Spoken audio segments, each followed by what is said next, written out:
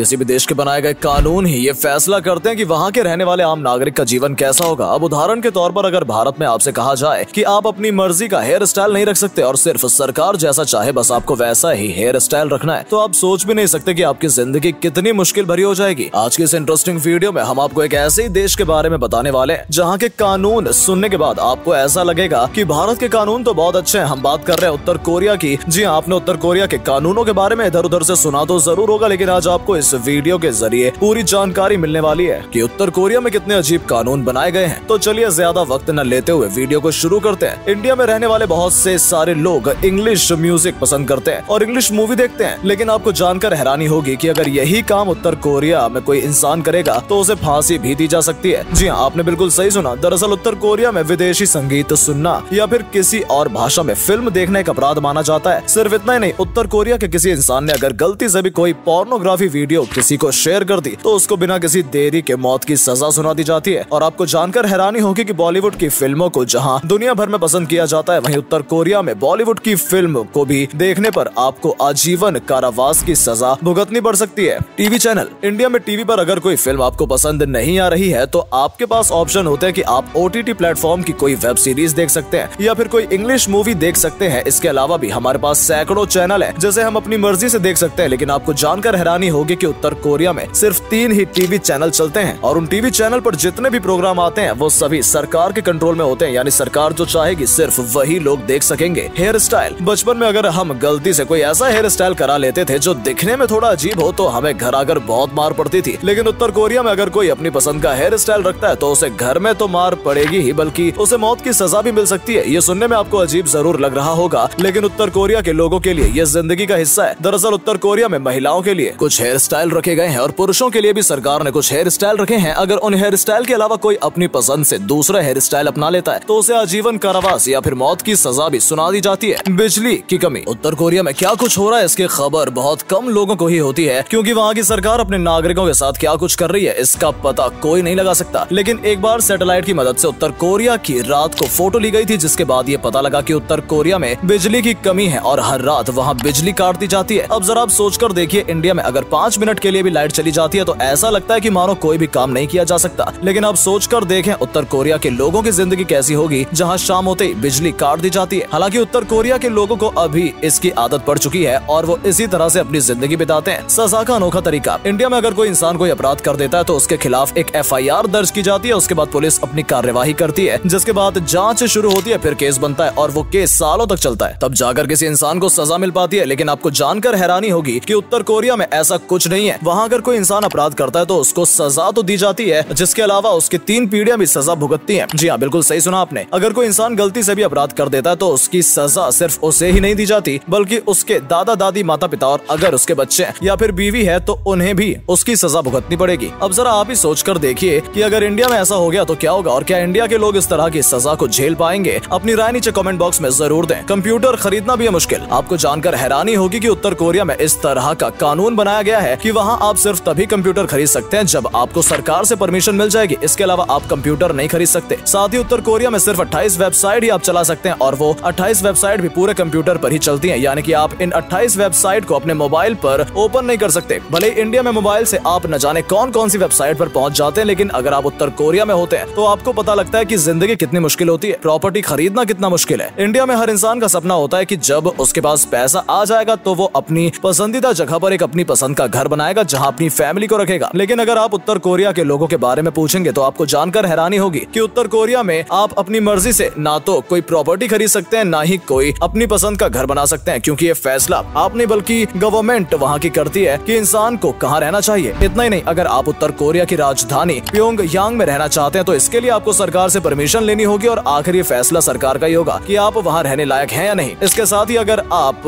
अपनी राजधानी से कहीं बाहर जाना चाहते हैं तो उसके लिए आपको सरकार से एक सर्टिफिकेट लेना होगा। अब जरा सोचकर देखिए, इंडिया में अगर ऐसा होता तो जिंदगी कितनी मुश्किल होती। इसके अलावा अगर बहुत मेहनत करने के बाद भी आपको अपनी पसंद का घर मिल जाता है और सरकार उसकी परमिशन दे देती है तो उस घर को आप अपनी मर्जी से पेंट नहीं कर सकते हैं, क्योंकि वहाँ की गवर्नमेंट ने ये साफ किया है कि हर नागरिक को अपना घर भूरे रंग से पेंट करना है। फिर भले ही आपके भूरा रंग आपको पसंद हो या ना, आपको अपना पूरा घर भूरे रंग से पेंट करना होगा, इससे आप कुछ नहीं कर सकते। इलेक्शन कैसे होता है? अब आप सोच रहे होंगे कि जिस देश में इतनी ज्यादा रिस्ट्रिक्शंस हैं और हर चीज सरकार के कंट्रोल में है तो वहाँ इलेक्शन क्या ही होता होगा। लेकिन हम आपको बता दें कि उत्तर कोरिया में इंडिया की तरह ही हर 5 साल में इलेक्शन होता है, लेकिन वहाँ का उम्मीदवार सिर्फ एक ही होता है। यानी वहाँ के लोग अगर अपनी गवर्नमेंट से परेशान है तब भी वो किसी और को वोट दे नहीं सकते हैं और उन्हें मजबूरी में उसी सरकार को वोट देना होगा। और जाहिर सी बात है, जब एक ही उम्मीदवार होगा तो जीत भी उसी की होगी। तो कुल मिलाकर बात ये है कि वहाँ इलेक्शन कराने का कोई फायदा नहीं है। लेकिन न जाने क्यों उत्तर कोरिया में इलेक्शन होते हैं। उत्तर कोरिया और तानाशाह, जैसा कि आप वीडियो में देखने के बाद ये तो समझ चुके होंगे कि उत्तर कोरिया में सब कुछ गवर्नमेंट ही कंट्रोल करती है। यानी किसी इंसान को किस तरह से रहना है, कहाँ घर खरीदना है, किस तरह के बाल कटाने हैं, कैसे कपड़े पहनने, और इतना ही नहीं, इंटरनेट का इस्तेमाल किस तरह से करना है, इन सब का फैसला वहाँ की गवर्नमेंट ही करती है। लेकिन अब ऐसे में सबसे बड़ा सवाल ये आता है कि क्या उत्तर कोरिया में तानाशाह है। हालांकि वहाँ की सिचुएशन तो तानाशाही जैसी है, लेकिन हैरानी की बात यह है कि उत्तर कोरिया का पूरा नाम democratic people Republic of Korea है, जबकि यहाँ पर डेमोक्रेसी के नाम पर कुछ भी नहीं है। और यही वजह है कि यहाँ हर 5 साल में इलेक्शन तो होते हैं जैसा कि डेमोक्रेसी में होता है, लेकिन उम्मीदवार यहाँ सिर्फ एक ही होता है और जीतता भी वही है। तो दोस्तों, ये थे उत्तर कोरिया के कुछ अजीबोगरीब कानून, जिनके बारे में सुनने के बाद आपको ये एहसास जरूर हुआ होगा कि भारत के कानून बहुत अच्छे हैं और यहाँ की गवर्नमेंट जैसी भी है उत्तर कोरिया की गवर्नमेंट से तो काफी बेहतर है। आपकी क्या राय है उत्तर कोरिया के कानूनों के बारे में? इसके बारे में हमें कमेंट सेक्शन में जरूर बताएं। साथ ही अगर आपको वीडियो पसंद आई तो इसे लाइक करें और जाते जाते हमारे चैनल को सब्सक्राइब जरूर करते जाएं, ताकि हम आपके लिए ऐसी ही इंटरेस्टिंग वीडियो लाते रहें। तब तक के लिए गुड बाय। मुलाकात होगी आपसे ऐसी ही इंटरेस्टिंग वीडियो में। धन्यवाद।